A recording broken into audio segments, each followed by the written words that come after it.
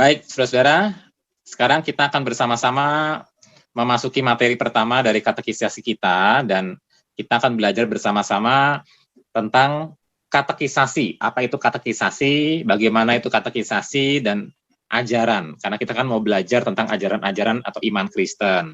Nah, kemarin kalian sudah belajar mendengar bagian kecil dari Injil, ya, kabar baik, dan kalian sudah diajak untuk mengambil keputusan bersama-sama meresponi Injil tersebut. Nah, sekarang tiba waktunya kalian untuk belajar beberapa pokok iman Kristen secara mendasar. Jadi ini baru basic-basic aja ya. Kalau kalian ingin mendalami, tentunya kalian bisa baca-baca sendiri dalam banyak buku yang bisa kalian tanyakan ke Pak Cahyo, Pak, saya mau baca buku tentang topik ini, apa sih yang direkomendasikan? Nah, siapa tahu saya bisa rekomendasikan. Nah, teman-teman, kata katekisasi itu dari kata Yunani di Perjanjian Baru, katekeo, ya. Jadi dari kata Yunani. Kenapa kata Yunani menjadi istimewa? Karena kan Alkitab kita tuh Perjanjian Baru ditulis dalam bahasa Yunani. Perjanjian Lama ditulis dalam bahasa Ibrani dan Aram, ya. Yang PL itu Ibrani dan Aram. Tapi yang Perjanjian Baru itu bahasa Yunani. Nah, saudara-saudara, kata katekeo itu, ya, artinya kata itu artinya ke bawah, ya, to sound down, ke bawah, dan ekeo itu artinya untuk menyuarakan. Jadi menyuarakan ke bawah, to sound down, menyuarakan ke bawah. Nah, jadi bayangannya begini. Bayangannya kalau Pak Cahyo kasih gambaran itu seperti sebuah kapal, ya, kapal sonar begitu ya, ada kapal sonar mengeluarkan sonar, tung tung tung tung tung tung tung tung tung tung. Nah, apa sih gunanya sonar ini? Dia tuh sound down, ya, menyuarakan ke bawah. Ya, apa gunanya sonar ini? Sonar ini berguna untuk mengetahui kalau ada posisi benda atau ikan di dasar laut, karena nanti pasti dia pantulkan kembali. Misalnya sonarnya itu ke bawah, dia akan pantulkan kembali, tung tung tung tung tung tung tung tung, dia akan pantulkan lagi. Nah, jadi katekisasi itu seperti itu ya. Saya tuh mengungkapkan sebuah pelajaran kepada kalian, dan kalian tuh diminta untuk menanggapi. Jadi ada semacam tanya jawab ya, menanggapi. Nah, jadi saya menyuarakan ke bawah, katekeo, dan kalian yang memberikan tanggapan ya. Seperti kapal tadi, ada kapal itu ada sonarnya ke bawah, nanti begitu sampai sonarnya memantul kembali. Jadi kalian harus memberikan tanggapan, memantul kembali begitu ya. Oke. Kita baca beberapa ayat firman Tuhan di mana kata-kata keo itu muncul ya. Lukas 1 ayat 4, supaya engkau dapat mengetahui bahwa segala sesuatu yang diajarkan kepadamu sungguh benar. Supaya kamu mengetahui bahwa segala sesuatu yang diajarkan kepadamu sungguh benar. Ada kata diajarkan ya. Itu juga bicara soal sesuatu yang disampaikan ya, dan itu menggunakan kata Yunani yang dari kata itu kita juga mengenal istilah katekisasi ya. Diajarkan, kata diajarkan itu penting ya. Nah, sekarang kita buka Kisah Rasul 18 ayat 25. Kisah Rasul 18 ayat 25. Kisah para Rasul 18 ayat 25. Ia telah menerima pengajaran dalam jalan Tuhan, dengan bersemangat ia berbicara dan dengan teliti ia mengajar tentang Yesus, tetapi ia hanya mengetahui baptisan Yohanes. Nah, teman-teman, di sini kita bertemu dengan orang namanya Apolos. Apolos tuh masih muda ya, kayak Pak Cahyo gini masih muda, menerima pengajaran. Pengajaran ini menggunakan kata Yunani yang juga dari kata itu muncul istilah katekisasi ya. Jadi menggunakan kata Yunani yang dari kata Yunani itu kita mengenal istilah katekisasi. Nah, Apolos itu telah menerima pengajaran, telah menerima katekisasi dalam jalan Tuhan. Jalan Tuhan itu maksudnya agama Kristen. Jadi ini sekedar wawasan buat kalian ya. Wawasan kalau besok-besok mungkin ada yang bertanya. Dahulu orang-orang pengikut Yesus itu disebut pengikut jalan Tuhan. Pengikut jalan Tuhan. Nah, kemudian mereka disebut Kristen. Jadi Kristen dan jalan Tuhan itu sama, ya. Jadi istilah Kristen dengan istilah jalan Tuhan itu sama. Sama-sama pengikut Kristus, begitu, pengikut Yesus. Saya ulangi ya. Jadi Apolos telah menerima pengajaran dalam jalan Tuhan, telah menerima pengajaran tentang iman Kristen. Nah, cuma waktu itu Apolos masih belum lengkap pelajarannya, makanya dia kemudian diajarkan oleh suami istri bernama Priscilla dan Aquila. Nah, sekarang kita lihat lagi di mana muncul lagi kata Yunani yang darinya muncul kata katekisasi. Galatia 6 ayat 6. Silakan Galatia 6 ayat 6. Galatia 6 ayat 6, dan baiklah dia yang menerima pengajaran dalam firman, membagi segala sesuatu yang ada padanya dengan orang yang memberikan pengajaran itu. Nah, jadi ada orang yang mengajarkan dan ada orang yang terima pengajaran. Kata pengajaran di sini juga menggunakan kata Yunani yang darinya muncul istilah katekisasi. Istilah katekisasi itu istilah yang bisa kita temui di Alkitab, begitu ya. Jadi apa itu katekisasi? Secara sederhana, katekisasi adalah wujud pelayanan gereja, dalam hal ini Gereja Kristen Kalam Kudus Jayapura, untuk mendasarkan kalian, mendasarkan itu artinya menanamkan kalian, dan menumbuhkan kalian ke dalam Injil. Menanamkan dan menumbuhkan iman kalian ke dalam Injil, ya. Dan kepada dampak dari Injil tersebut. Jadi kita mencoba untuk menanamkan dan menumbuhkan di dalam diri kalian itu dampak akibat ketika kalian percaya Injil tersebut, ya. Dalam hal apa saja? Dalam hal pengajaran. Kami berharap kalian bertambah wawasan, iman Kristennya bertambah.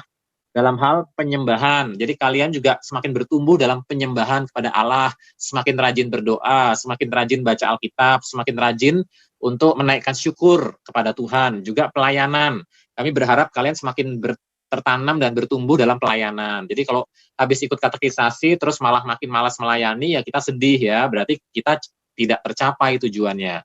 Dan juga makin mendasarkan dan menumbuhkan kalian dalam sukacita. Kalian makin sukacita meskipun menderita, meskipun susah, patah hati, meskipun kalian mengalami pergumulan, kurang duit, ya, kalian tetap sukacita. Nah, itu harapan kita ya. Jadi katekisasi itu wujud pelayanan dari Gereja Kristen Kalam Kudus ataupun gereja-gereja lain ya, untuk mendasarkan atau mengakarkan kalian dan menumbuhkan kalian kepada Injil dan dampak dari Injil tersebut ya. Dalam hal pengajaran kalian bertumbuh, dalam hal penyembahan kalian bertumbuh, dalam hal pelayanan kalian bertumbuh, dalam hal sukacita kalian bertumbuh. Nah, yang kedua, prosesnya dilakukan dengan tujuan mendapatkan suatu umpan balik. Ya, jadi ada tanya jawab, umpan balik untuk mengetahui sejauh mana sih pemahaman kalian, untuk menggali kedalaman pengertian kalian dan mengenali hati atau peserta katekisasi, untuk mengenali hati kalian juga. Jadi kita akan ngobrol-ngobrol juga ya. Dalam katekisasi kita akan ngobrol-ngobrol juga. Makanya saya menyarankan kalian mencari tempat yang pribadi, tempat yang nyaman, tempat yang mungkin sepi, yang mungkin tidak terganggu oleh orang lain, supaya waktu kita sharing-sharing, merasa malu karena kalian sharing-sharing hal-hal yang mungkin sifatnya pribadi begitu ya. Nah, kira-kira dari bagian sini kira-kira jelas atau ada pertanyaan nggak? Ada sulit nggak untuk ditangkap pengertian katekisasi itu seperti apa? Boleh Shalomita kasih tanggapan dari pembahasan saya tadi, kalau kamu mau dengan kata-katamu sendiri, katekisasi itu apa sih? Mungkin seperti halnya kayak contohnya belajar di kampus. Kayak ada selalu kayak diskusi gitu, tanya jawab antara dosen dan siswa, mungkin seperti itu, Pak. Ya, tapi lebih dari itu, kita nggak hanya sekedar diskusi tanya jawab, tapi juga saya ingin tahu hatimu, saya ingin tahu pikiranmu, saya ingin tahu pergumulanmu, jadi kita saling mendoakan juga gitu ya. Silakan Joshua, kalau mau diringkas kira-kira katekisasi itu seperti apa? Kalau menurut saya itu Pak, katekisasi itu kayak proses katekisasi itu proses pengajaran dari pembimbing ke peserta dengan bertujuan untuk mencapai suatu tujuan lah. Tujuannya itu kayak kita punya kayak penyembahannya kita bertumbuh, kita punya pelayanan itu bertumbuh, dan kita punya sukacita bertumbuh. Jadi katekisasi itu bertujuan untuk kita punya pelayanan itu bertumbuh gitu. Dan kita itu semakin bersukacita dalam keadaan gitu, keadaan sedih, keadaan apapun itu, dalam banyak pergumulan, kita sudah sukacita. Itu aja sih Pak. Ya. Itu bagi yang sudah percaya Yesus ya. Kalau yang bagi belum percaya Yesus ya, katekisasi salah satunya sarana untuk memperkenalkan kepada Injil itu sendiri, itu juga bisa ya. Oke, terima kasih Joshua. Semoga kamu bertumbuh benar ya, mengalami pertumbuhan lewat proses yang kita jalani setiap seminggu 2 kali ini ya. Ada yang mau diungkapkan nggak dari katekisasi ini? Apa yang mau pengertian yang kamu dapat dari penjelasan tadi? Viola, silakan Viola. Itu kayak kita belajar lebih dalam gitu, kayak mengenal kita harus tahu sebelum kita memikul salib, kayak kita harus tahu apa yang Tuhan mau atau kehendaki kayak sehingga kayak ketika kita mengikuti saya, kita kayak dapat bertanggung jawab dengan apa yang Tuhan mau. Kita harus tahu dulu apa yang mau kita ikuti, begitu ya. Benar juga sih, memang dalam katekisasi kan kita belajar hal-hal mendasar untuk kita ikut Yesus. Jadi ya kalian mesti tahu dan mesti ambil keputusan gitu. Bisa aja di akhir katekisasi ini, setelah kalian belajar Alkitab, ternyata kalian mengatakan, wah saya belum siap ikut Yesus, dan saya nggak siap di CD. Ya sudah, kita nggak paksa. Jadi kalau bisa aja kalian setelah proses 3 bulan berjalan dan kalian memutuskan untuk tidak di CD, karena kalian merasa nggak siap, ikut Yesus terlalu berat, ya kita nggak akan paksa, gitu ya. Mau mundur, ya silahkan. Nah, tapi kalau kalian semakin teguh, semakin bertumbuh, semakin yakin, semakin tahu apa yang mau dipercaya dan diikuti, ya bagus. Berarti itu tujuan katekisasinya tercapai, ya. Nah, sekarang kita lanjutkan lagi ya, teman-teman. Beberapa istilah berkenaan dengan katekisasi. Ada istilah katekisasi, yaitu wujud pelayanan gereja untuk meneruskan pengajaran rasuli. Pengajaran rasuli itu pengajaran yang diajarkan Tuhan Yesus dan diteruskan oleh para rasul, gitu ya. Itu namanya pengajaran rasuli kepada gereja ya, kepada gereja. Oke, kemudian ada juga katekismus. Istilah katekismus adalah istilah untuk menunjukkan isi pengajaran atau apa yang diajarkan. Nah, ini contohnya materi yang kalian sudah print ini adalah contoh katekismus. Tapi sebetulnya di dunia ini ada beberapa katekismus yang sangat terkenal. Mungkin besok-besok kalian bisa baca ya. Ada katekismus namanya katekismus Westminster. Ini sangat terkenal sekali. Besok-besok saya akan perkenalkan contoh pertanyaan dan jawaban yang pertama ya, yang sangat terkenal. Ada namanya katekismus Heidelberg. Ini juga sangat terkenal sekali. Katekis, orang yang mengajar katekisasi. Jadi kalau dalam konteks ini siapa nih? Pak Nur Cahyo ya. Kalau katekumennya siapa dalam proses kita nih? Peserta katekisasinya? Saya, Kak Shalom, Dea, sama Viola. Iya, Shalom, Dea, Viola. Ya. Oke ya, pelajaran katekisasi adalah satu bentuk pelajaran teologi. Teologi itu artinya kita belajar tentang apa sih teologi itu, dari kata Yunani theos, yaitu Allah ya. Theos itu Allah. Dan logia ini ilmu atau pengetahuan ya, atau ya pengetahuan lah ya. Jadi berarti pembelajaran tentang Allah, pengetahuan tentang Allah ya, ilmu tentang Allah itu teologia. Nah, kayak saya gini kuliahnya kuliah teologia. Ya, kuliah teologi. Kalau biologi berarti tentang apa biologi? Biologi. Tentang apa? Ini dari kata Yunani juga nih. Bios itu tentang makhluk hidup ya, makhluk hidup. Logi itu pengetahuan atau pembelajaran. Jadi biologi, pengetahuan tentang makhluk hidup. Contoh apa lagi? Sosiologi. Ya kan? Sosiologi tentang sosial ya, pengetahuan tentang sosial kemasyarakatan. Psikologi. Pengetahuan tentang psikis, kejiwaan, tentang jiwa manusia. Antropologi. Nah, nanti kita akan belajar tentang antropologi nih, atau doktrin manusia. Kita akan sampai sini nih, antropologi. Antropologi itu antropo dan logi. Jadi pengetahuan tentang antropo. Antropo apa? Manusia. Ya. Jadi itu nanti kita juga belajar tentang antropologi juga dalam pelajaran kita. Nah, teman-teman, bahasa Yunani adalah bahasa dari gereja mula-mula dan rasul-rasul menggunakan bahasa ini ketika menulis perjanjian baru. Ya. Jadi ingat-ingat ya, bahasa Yunani akan banyak kita sentuh. Kalau teman-teman kita yang muslim, dari kecil mereka sudah belajar bahasa Arab kan, alibata, sajimha gitu ya, udah belajar alibata, karena mereka harus menguasai Al-Qur'annya, setidaknya menghafal Al-Qur'annya bahasa Arab. Nah, kita orang Kristen, kita cukup dimanjakan ya, kita nggak perlu belajar bahasa Yunani, cukup bahasa Indonesia saja, kita sudah bisa belajar Alkitab. Tapi bagus juga kalau dalam pembelajaran kita sedikit-sedikit belajar tentang bahasa Yunani ya, menyentuh kata-kata Yunani, itu nggak terhindarkan ya. Alfa, Theta, Gamma, Delta, Epsilon gitu ya. Nah, teman-teman, jadi itu bahasa Yunani. Perjanjian baru sendiri tidak menggunakan kata teologi, ajaran Kristen disebut doktrin atau pengajaran, ya, doktrin atau pengajaran. Atau pesan yang dapat dipercaya seperti yang telah diajarkan. Kata Yunani yang digunakan adalah didake. Ya, didake, pengajaran, doktrin. Dalam Perjanjian Baru ada frase tupon didake, artinya standar pengajaran. Kata tupos secara harafiah bermakna stempel mati, artinya pengajaran yang menjadi stempel mati, yang menjadi standar. Menggambarkan adanya pola atau pola yang sudah tetap yang berfungsi sebagai patokan atau standar. Jadi kita perlu yang namanya tupon didake atau pengajaran yang menjadi patokan. Pengajaran yang menjadi patokan, pengajaran yang menjadi standar atau doktrin yang menjadi standar ya, doktrin. Didake itu doktrin atau pengajaran ya. Doktrin yang menjadi standar. Doktrin yang menjadi standar ya, standar doktrin. Nah, kita baca Roma 6 ayat 17, silakan dibaca yang belum tadi membaca Yosua ya. Roma 6 ayat 17. Roma 6 ayat 17. Tetapi syukurlah kepada Allah, dahulu memang kamu hamba dosa, tetapi sekarang kamu dengan segenap hati telah mentaati pengajaran yang telah diteruskan kepadamu. Syukur kepada Allah. Dahulu kata kamunya kita ganti nama masing-masing yuk.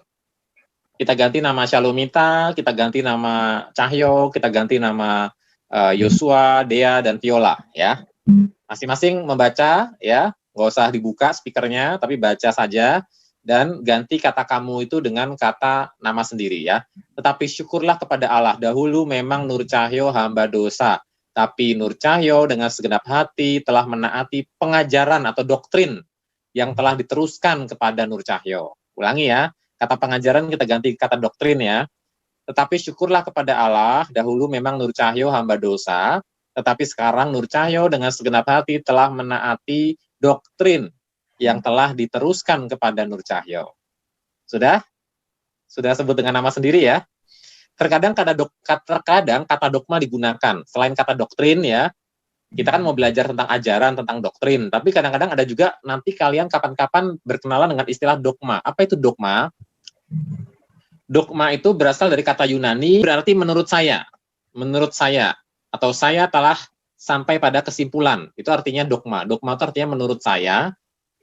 Atau saya telah sampai pada kesimpulan. Itu artinya dogma. Nah, apa bedanya dengan doktrin? Nanti kita jelasin ya. Jadi dogma adalah apa yang diucapkan oleh para raja, atau apa yang menjadi kesimpulan dari para raja, atau apa yang telah menjadi pandangan seorang raja dan kaisar pada zaman dahulu ketika membuat hukum dan keputusan baru. Jadi ketika misalnya Pak Jokowi ya, zaman dulu nih, misalnya Pak Jokowi ini raja nih ya, dia membuat hukum atau keputusan, itu namanya dogma. Ya, dogma Pak Jokowi, dogma menurut Pak Jokowi, atau dogma yang disimpulkan oleh Pak Jokowi, begitu ya. Atau misalnya kita punya kaisar, namanya Kaisar Yosua. Ya, Yosua misalnya dulu kaisar ya, kaisar Tiongkok gitu misalnya ya. Nah, ada sebuah dogma yang diucapkan oleh Kaisar Yosua, begitu ya. Dogma itu artinya apa yang menjadi pandangan atau menurut Kaisar Yosua, atau apa yang menjadi kesimpulan dari Kaisar Yosua. Jadi dogma itu artinya saya telah sampai pada kesimpulan atau menurut saya, begitu ya. Nah, istilah dogma biasanya digunakan untuk penyataan resmi tentang sebuah kepercayaan yang dibuat oleh sinode atau dewan gereja. Itu bedanya dengan doktrin ya. Kalau doktrin itu pengajaran Alkitab ya, sifatnya lebih umum ya. Doktrin itu sifatnya lebih umum. Kalau dogma itu biasanya pandangan gereja tertentu ya. Ini lebih khusus ya. Ini biasanya pandangan gereja tertentu. Misalnya doktrin Allah. Ya, doktrin Allah Tritunggal. Semua gereja percaya Allah Tritunggal ya. Semua Kristen percaya Allah Tritunggal ya. Tetapi ya, dogma dari gereja Romawi Barat, dogma dari gereja Romawi Barat tentang Allah Tritunggal sedikit berbeda dengan dogma dari gereja Romawi Timur tentang Allah Tritunggal. Ya, sama-sama percaya doktrin. Ya, doktrinnya namanya doktrin Tritunggal. Allah Bapa, Allah Putra, Allah Roh Kudus. Ketiganya Esa. Sama-sama percaya gitu ya. Tetapi ternyata gereja Romawi Barat dia punya dogma sendiri tentang Tritunggal ini yang beda dengan gereja Romawi Timur. Ya, gereja Romawi Timur punya dogma sendiri tentang doktrin Tritunggal. Nah, jadi kalian sudah mengerti ya bedanya doktrin dengan dogma. Doktrin itu lebih umum, ya. Dogma itu biasanya kepercayaan dari kelompok tertentu, gereja tertentu, sinode tertentu gitu ya. Nanti saya coba tanya lagi, kalian mesti bisa ya untuk menjelaskan ya bedanya doktrin dengan dogma. Oke ya. Nah, saudara, kita sudah belajar doktrin, dogma. Apa itu doktrin, pengajaran? Apa itu dogma, kesimpulan atau menurut saya, apa yang disimpulkan menurut saya, Apa itu teologi? Kalian juga sudah ngerti kan, teologi itu pelajaran tentang Allah. Nanti saya tanya lagi ya. Nah, sekarang contoh di Alkitab. Ketika para pemimpin gereja di Perjanjian Baru, waktu itu gereja itu masih baru terbentuk ya, membentuk dogma pertama tentang sunat. Ya, mereka tidak mendasarkan keputusan ini pada tradisi Yahudi, tetapi pada pembelajaran Alkitab yang cermat untuk melihat apa yang diajarkan. Jadi waktu itu ada gereja Perjanjian Baru di Kisah Para Rasul itu sedang mengambil keputusan tentang sunat. Nah, tapi bagian ini saya akan lewati saja ya, nanti kalian baca di rumah sendiri ya. Nah, sekarang ada istilah lain, selain doktrin, teologi, dogma, ada istilah lagi tradisi. Ya. Ini juga ada di Alkitab nih. Kata Yunani yang lain digunakan untuk menunjuk kepada pengajaran yang diwariskan. Tradisi adalah pengajaran yang diwariskan. Contoh, kita kan belajar tentang doktrin Kristen, doktrin rasuli. Maksudnya itu adalah tradisi yang diwariskan dari para rasul. Ya, tradisi yang diwariskan dari para rasul, begitu. Ya, namanya doktrin rasuli, itu tradisi, pengajaran yang diwariskan. Nah, kata tradisi ini di Alkitab tuh ada kata paradosis, ya, dan kata paradosis ini digunakan untuk pengertian negatif dan pengertian yang positif.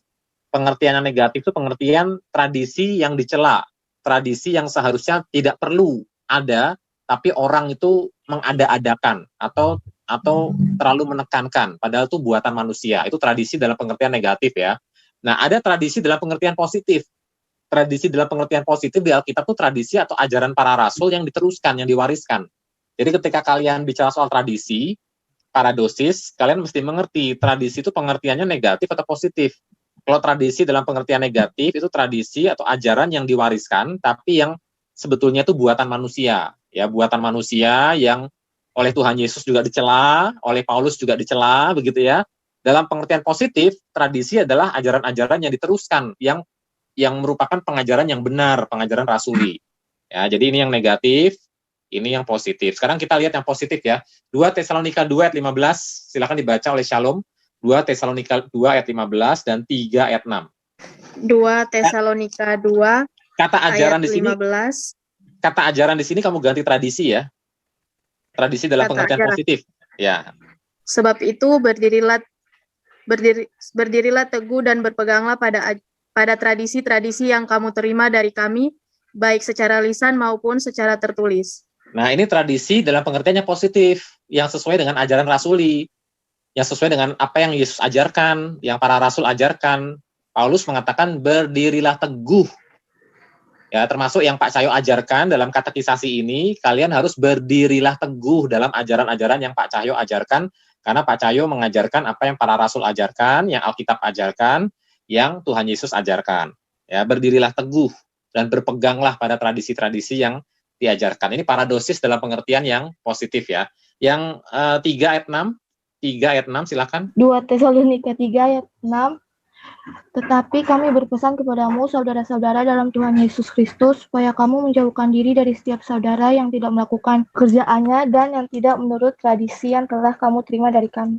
Nah, jadi ini ada orang-orang yang tidak mengikuti tradisi yang positif itu, tradisi yang baik, tradisi yang sesuai ajaran Rasul. Kata Paulus, jauhilah mereka. Jauhilah orang-orang Kristen yang tidak mengikuti ajaran seperti yang diajarkan para rasul, seperti yang diajarkan Tuhan Yesus, jauhilah. Jadi kalau ada orang-orang yang mengaku Kristen, misalnya ya Saksi Yehova, dia mengaku Kristen, Mormon, dia mengaku Kristen, tapi dia tidak mengikuti ajaran seperti yang para rasul ajarkan. Jangan kalian dekat-dekat, ya. Jangan kalian mendekat kepada mereka, nanti kalian terpengaruh gitu ya. Kata firman Tuhan, jauhkan diri. Ya, jauhkan diri dari setiap saudara, dalam tanda kutip, orang-orang yang mengaku Kristen, ya sama-sama Kristen, tapi tidak hidup dan tidak mengikuti tradisi yang telah diajarkan kepada kita yang sesuai firman Tuhan. Ya, paradosis itu ya. Nah, itu udah dibaca. Sekarang kita lihat tradisi dalam pengertian negatif, ya, tradisi dalam pengertian negatif. Silakan Viola, Markus 7 ayat 13. Markus 7 ayat 13. Markus 7 ayat 13. Dengan demikian, firman Allah kamu menyatakan tidak berlaku demi adat istiadat yang kamu ikuti itu, dan banyak hal lain seperti itu yang kamu lakukan. Nah, kata adat istiadat ini juga menggunakan kata paradosis ya, tradisi. Jadi Tuhan Yesus mengecam orang Yahudi karena orang-orang Yahudi itu menggantikan firman Allah yang benar dengan tradisi-tradisi yang sebetulnya bukan firman Allah, ya. Dan banyak hal lain seperti itu. Nah, itu kita mesti hati-hati. Ada di sini tradisi dimengerti dalam pengertian yang negatif, ya. Ada tradisi yang harusnya kita nggak ikuti dalam pengertian negatif, ya. Kolose 2 ayat 8. Kolose 2 ayat 8 silakan oleh Yosua lagi. Kolose 2 ayat 8, hati-hatilah supaya ada yang menawan kamu dengan filsafatnya yang kosong dan palsu menurut tradisi turun-temurun dan tokoh dunia, tetapi tidak menurut Kristus. Nah, ada tradisi dalam pengertian negatif lagi yang menawan, yang berisi filsafat omong kosong, palsu, berdasarkan roh-roh dunia, tetapi tidak menurut Kristus. Nah, jadi sekarang kalian mengerti ya. Tadi kalian sudah belajar ada istilah teologi, yang kita pelajari ini, katekisasi itu belajar teologi ya. Ada istilah doktrin atau pengajaran yang sifatnya umum ya. Ada yang namanya dogma. Dogma itu setiap gereja bisa berbeda ya. Dogma itu lebih khusus ya, dogmanya Kalam Kudus beda dengan dogmanya GKI, beda dengan dogmanya Gereja Karismatik, GBI begitu ya. Dan ada yang terakhir tuh tradisi. Tradisi itu ada yang negatif, ada yang positif. Dari bahasa Yunani paradosis. Nah, tapi tradisi juga punya pengertian juga diterjemahkan dari bahasa Yunani paradidomi. Apa itu paradidomi? Silakan dibaca tentang paradidomi ini oleh silakan Shalom. Paradidomi itu apa? Ini tradisi juga nih artinya. Paradidomi itu dapat diterjemahkan mengalihtangankan atau handover, meneruskan atau pass on, menyampaikan atau deliver. Nah, misalnya kamu pernah lari estafet ya. Kalau orang lari estafet kan dia bawa tongkat tuh. Tongkat ini kan mesti pass on kan, mesti di pass on the button ya. Pass on the button. Yang di sini orangnya akan terima, dia akan terima tongkatnya sambil lari, dia akan terima tongkatnya. Nah, ini namanya pass on. Nah, tradisi itu seperti itu. Tradisi baik yang positif maupun negatif itu kan diteruskan, dialih tangankan. Nah, tapi tentu yang kita harapkan yang diteruskan adalah pengajaran-pengajaran paradidomi yang sifatnya positif, yang berdasarkan Injil ya. Injil itu harus dialih tangankan. Nah, karena itu saudara-saudara kalian perlu yang namanya dimuridkan. Seperti Pak Cahyo ngajar katekisasi ini artinya sedang memuridkan ya. Kalian sedang dimuridkan oleh Pak Cahyo, tujuannya supaya kalian besok-besok memuridkan orang lain. Jadi Pak Cahyo sangat berharap kalau kalian sudah besar, Yosua, Viola, Dea, kemudian Shalom, kalau kalian sudah besar, sudah aktif melayani, sudah semakin bertumbuh, sudah semakin banyak wawasan firman Tuhan, karakternya sudah semakin terbentuk, kalian akan belajar memuridkan orang lain, mengajarkan yang Pak Cahyo ajarkan ini, kalian ajarkan ke orang lain. Kalian bagiin ke orang lain. Ya, bisa dalam bentuk kelas, bisa dalam bentuk percakapan, ngobrol-ngobrol di warung bakso, ya. Bisa sambil kalian nanti ketika teman sedang sedih, kalian menghibur memakai materi-materi yang mungkin Pak Cahyo pernah ajarkan, kalian ingat 1-2 kata untuk nguatin dia. Ada temanmu yang sedang digoda oleh saksi Yehova, kamu kuatin temanmu, ingetin tentang tradisi yang harus diteruskan, ada tradisi yang harus dijauhkan, ya. Kalian ingetin firman Tuhan berdasarkan apa yang Pak Cahyo pernah ajarkan, pass on, teruskan, alih tangankan, sampaikan ke orang lain. Jadi dimuridkan untuk memuridkan, ya. Nah, saudara, jadi ingat ya, teman-teman Yosua, Viola, Dea, Shalom, kalau besok-besok ada teman-temanmu yang tergoda oleh saksi Yehova, ingetin ayat yang mana? Ingetin ayat yang ini, ya. Jauhkan dirimu dari saudara-saudara yang tidak hidup sesuai ajaran dan tidak mengikuti ajaran yang telah diteruskan kepadamu. Jadi kalau ada teman-temanmu yang terpengaruh ajaran sesat, ingetin ayat ini, ya, ingetin paradosis ini, ya kan? Tradisi yang baik. Ingetin Kolose 2 ayat 8. Ya. Inget loh, saya pernah baca firman Tuhan dari Kolose 2 ayat 8. Saya diingetin oleh Pak Cahyo waktu saya katekisasi, begitu ya. Jadi kalian harus teruskan. Apa yang saya ajarkan, kalian teruskan. Kalau punya anak, nanti terusin lagi ke anaknya. Anaknya suruh ikut katekisasi, ya, kemudian di rumah kalian teruskan lagi pengajarannya. Kalian tanya-tanya lagi, tadi di katekisasi belajar apa, begitu ya. Siap ya? Siap. Harus siap, nggak ada pilihan lain ya, harus siap ya. Kalau mau ikut Yesus harus siap. Jadi jangan ikut Yesus cuma sampai tua gitu-gitu aja, ya cuma pergi ke gereja, pulang, pergi ke gereja lagi, pulang lagi, tapi tidak ada kesediaan untuk dipakai oleh Tuhan, jangan begitu ya. Nah, pentingnya kitab suci diantaranya, 1, silakan dibaca Shalom, yang 2 ini dibaca oleh Yosua, ini oleh Dea, ini oleh Viola. Silakan Shalom dulu. Pentingnya Alkitab. Pentingnya kitab suci diantaranya, pertama, bertujuan membimbing umat Allah berdasarkan doktrin. Doktrin tadi bahasa Yunaninya apa? Didake ya, pengajaran ya. Jadi itu sebabnya kalian diminta waktu katekisasi siapkan Alkitab. Karena kita yang mau kita bahas itu semua dari Alkitab. Makanya bahan katekisasinya kamu lihat kan nih? Lihat, setiap penjelasan ada ayatnya, setiap penjelasan ada ayatnya, setiap penjelasan ada ayatnya, setiap penjelasan ada ayatnya. Karena memang saya berharap lewat bahan ini kita bisa belajar firman Tuhan lebih baik lagi gitu ya. Jadi cuma bukan teori-teori manusia, tapi ada dasar Alkitabnya. Silakan dibaca 1 Timotius 4 ayat 6. 1 Timotius 4 ayat 6. Dengan selalu mengingatkan hal-hal itu kepada saudara-saudara kita, engkau akan menjadi seorang pelayan Kristus Yesus yang baik, terdidik dalam soal-soal pokok iman kita dan dalam ajaran sehat yang telah kau ikuti selama ini. Nah, jadi kita diminta untuk dalam ayat ini belajar kitab suci itu membimbing umat Allah berdasarkan ajaran ya, membimbing umat Allah menjadi seorang pelayan Kristus yang baik, terdidik dalam soal-soal pokok iman, terdidik dalam soal-soal ajaran sehat. Nah, ya, jadi mendidik atau membimbing umat Allah berdasarkan doktrin. Oke, nomor 2. Penting bagi para pemimpin gereja.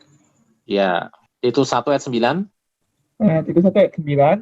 Dan berpegang kepada perkataan yang benar, yang sesuai dengan ajaran yang sehat, supaya ia sanggup menasihati orang berdasarkan ajaran itu, dan sanggup meyakinkan penentang-penentangnya.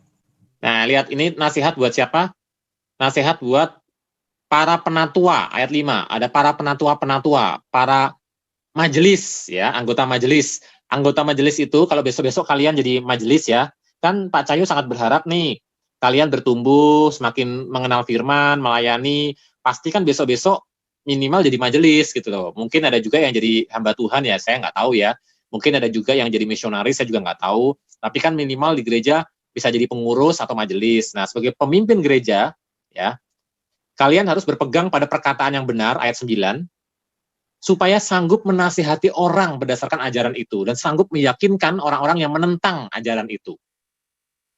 Nah, tapi bagaimana mau meyakinkan orang, bagaimana mau menasihati orang, kalau kalian tidak bertumbuh dalam ajaran itu. Padahal kalian majelis, statusnya majelis, statusnya penatua, tapi kalian tidak sanggup menasihati orang berdasarkan firman Tuhan. Berarti kan cuma jabatan doang gitu kan.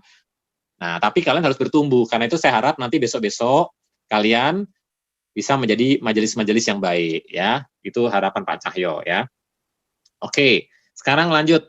3. Pentingnya kitab suci. Apa pentingnya kitab suci? Menyelidikinya adalah tindakan terpuji. Nah, menyelidiki kitab suci, ya, kalian ikut PA, pendalaman Alkitab, KTB, kelompok tumbuh bersama. Kalau di Kalam Kudus namanya CROSS ya. CROSS itu singkatan dari care, reach, offering, study, serve ya. Atau ada yang bilang komsel, ya. Ada yang bilang juga misalnya webinar, seminar pembinaan iman, ya, webinar pembinaan iman gitu ya. Nah, apapun namanya, menyelidiki firman Tuhan adalah seperti yang kalian lakukan sekarang adalah tindakan terpuji. Ini ayatnya sangat terkenal nih, Kisah Rasul 17 ayat 11.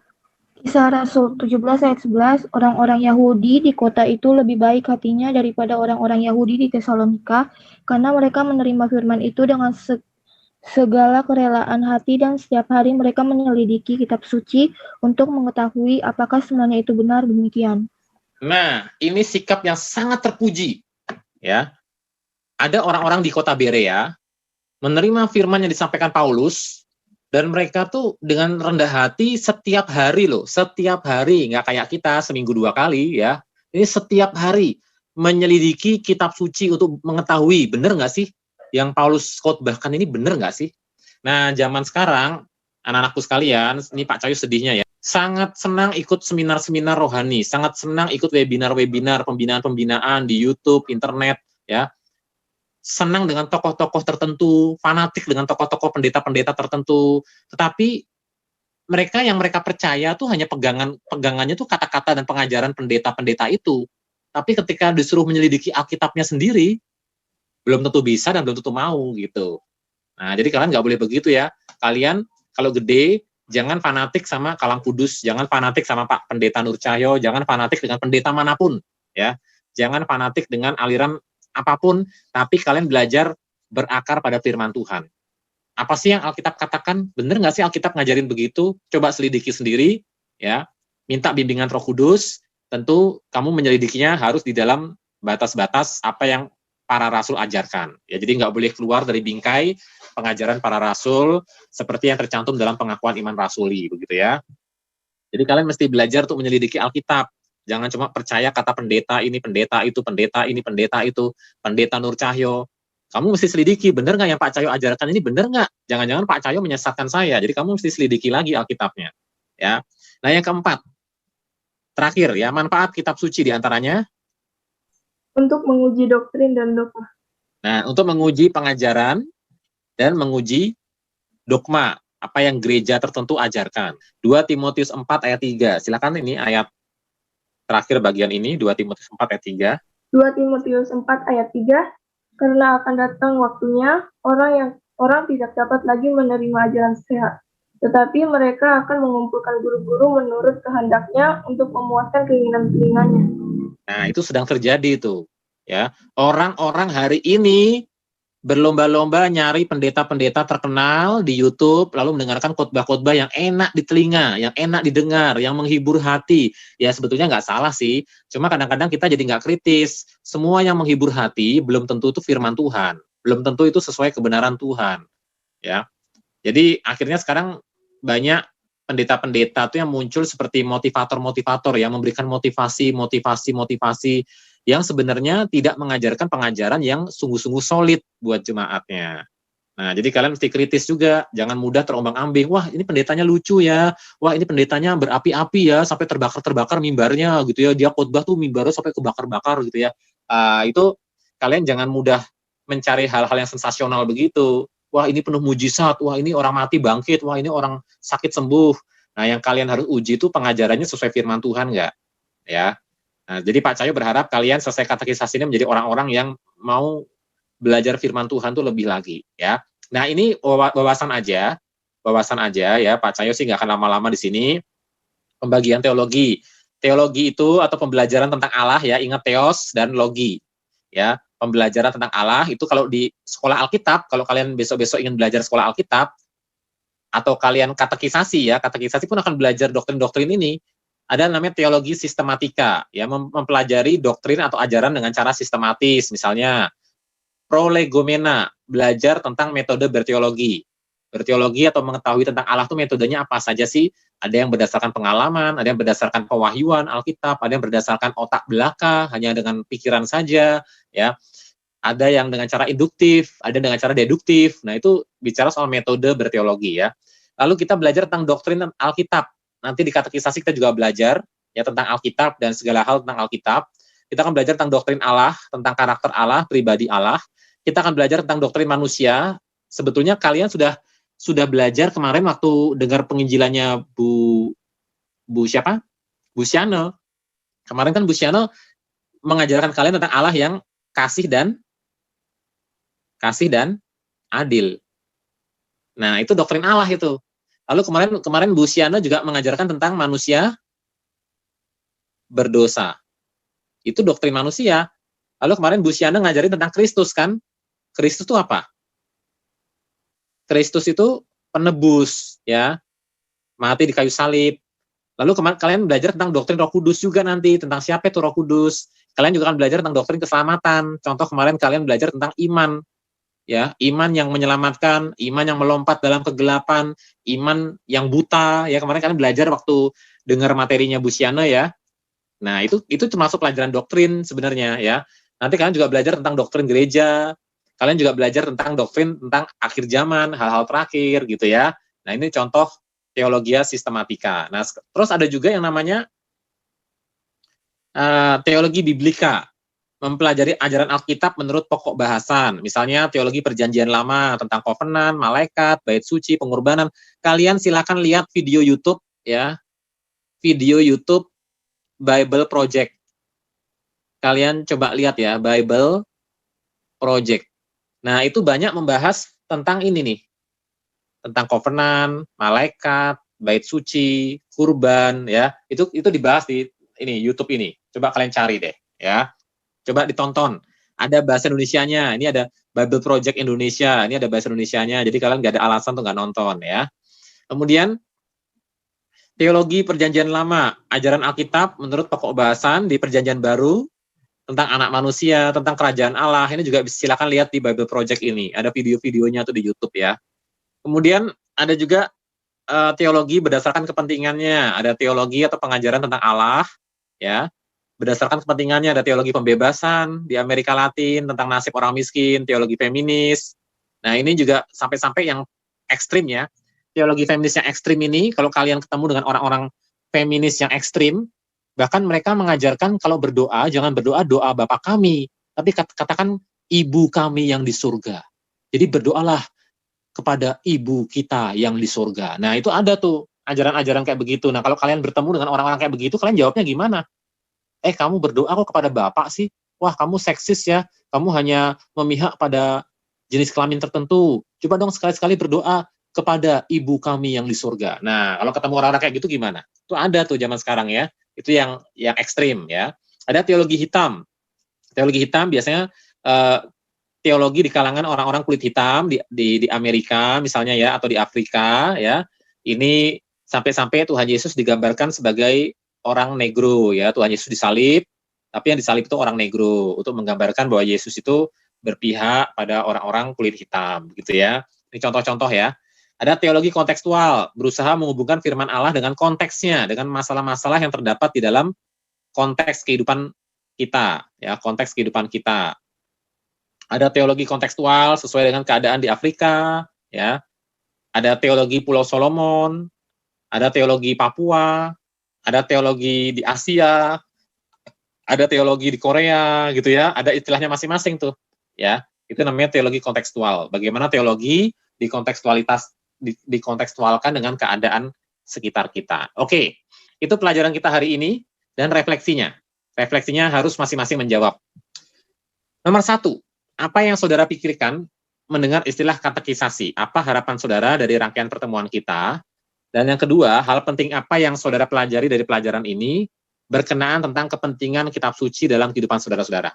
Ya, hal penting apa yang saudara pelajari khususnya tentang pentingnya kitab suci. Kan ada 4 tadi ya. Tadi kan kitab suci pentingnya tuh ada 4. Nah, kira-kira dari 4 itu apa yang mungkin ada nggak yang berkesan buat kalian? Oke, tadi malam saya teleponan dengan salah seorang murid rohani saya, ya, perempuan sih, saya nggak usah sebut namanya ya. Kami teleponan cukup lama dan dia mengucapkan dia menceritakan kesaksiannya bagaimana dia itu hari-hari ini tuh lagi banyak diberkati dengan firman Tuhan dan bacaan-bacaan rohani. Lalu dia menyampaikan satu kutipan begini. Ini kutipannya bagus banget nih. Saya aja sampai terkesan nih. Dia bilang begini. Orang yang tidak menghargai pertumbuhan tidak akan pernah melihat pertumbuhan. Jadi kalau kalian tidak pernah menghargai pertumbuhan, tidak pernah menghargai doa, saat teduh, firman Tuhan, KTB, ibadah, kalau kalian tidak pernah menghargai itu semua, maka jangan harap kalian akan melihat pertumbuhan. Kalian akan begitu-begitu aja, sampai mati jadi orang Kristen begitu-begitu aja, nggak membawa manfaat bagi orang lain, tidak menjadi berkat bagi orang lain, tidak membawa kemajuan bagi kerajaan Allah, gitu ya.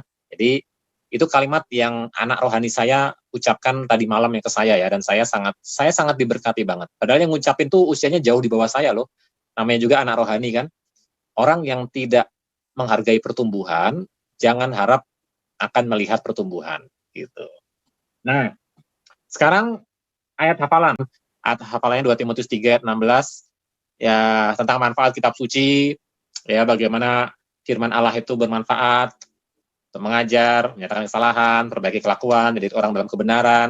Penutupnya nih ada PR di rumah apa nih PR-nya? Coba kita lihat PR-nya ya.